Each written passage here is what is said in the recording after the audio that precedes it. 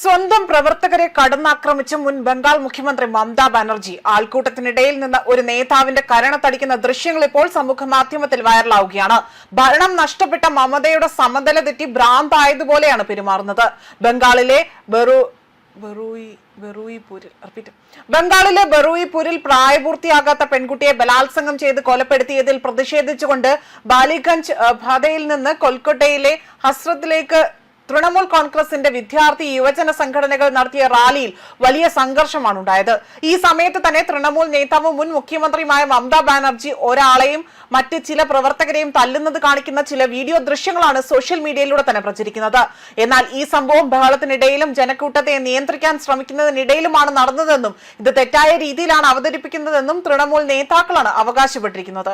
പുതിയ സർക്കാരിനെ താഴെ ഇറക്കാൻ മമത തന്നെ സ്വന്തം പ്രവർത്തകരെ കരണത്തടിച്ചുകൊണ്ട് ഒരു വിവാദം ഉണ്ടാക്കാനും സംഘർഷം ഉണ്ടാക്കാനുമുള്ള ശ്രമമാണ് ഇവിടെ ഇല്ലാതായത്, അല്ലെങ്കിൽ ഇതുമായി ബന്ധപ്പെട്ട് അവർ നടത്തിയ പദ്ധതി എന്നും ആക്ഷേപമുണ്ട്.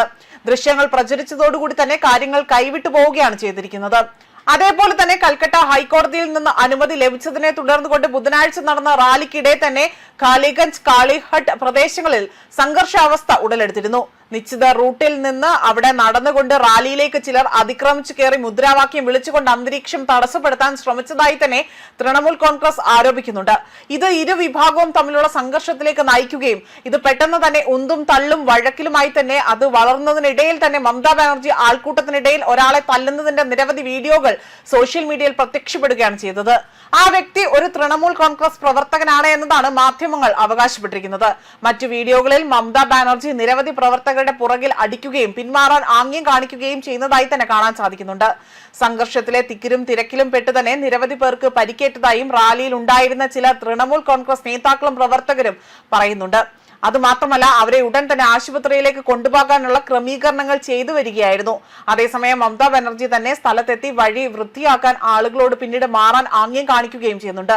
പാർട്ടി പറയുന്നതനുസരിച്ച് കുഴപ്പത്തിനിടയിൽ തന്നെ ഒരു തൊഴിലാളിയെ അബദ്ധത്തിൽ അടിച്ചുവെന്നും ഇതിപ്പോൾ സോഷ്യൽ മീഡിയയിൽ വ്യാപകമായി തന്നെ അവകാശപ്പെടുന്നു എന്നതാണ് ഇവർ പറയുന്നത്. എന്നാൽ ഇതിന് പിന്നിൽ മറ്റ് വ്യക്തമായ കാരണങ്ങൾ ഇപ്പോൾ തൃണമൂൽ കോൺഗ്രസ് ആകട്ടെ അവിടെ വലിയൊരു പതനത്തിലേക്ക് കൂപ്പുകുത്തുന്ന കാഴ്ചയാണ് കാണുന്നത്.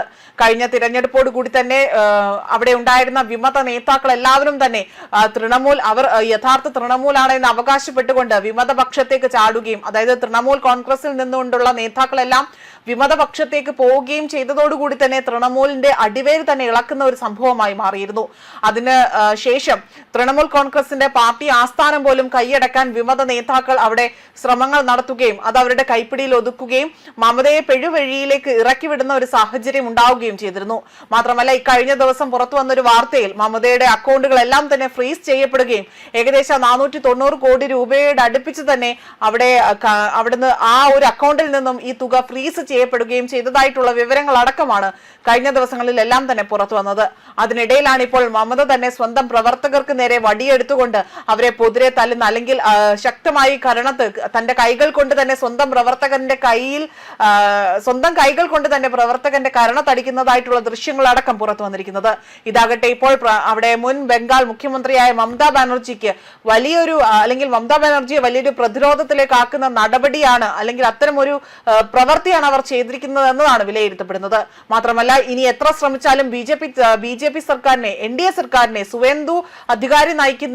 ബംഗാളിലെ സുവേന്ദു അധികാരി നയിക്കുന്ന സർക്കാരിനെ താഴെ ഇറക്കാൻ മമതാ ബാനർജിക്ക് കഴിയില്ല എന്ന വ്യക്തവും സ്പഷ്ടവുമായ ഒരു മുന്നറിയിപ്പ് കൂടിയാണ് ഇവിടെ നൽകിയിരിക്കുന്നത്. ന്യൂസ് ഡെസ്ക് കർമ്മ ന്യൂസ്.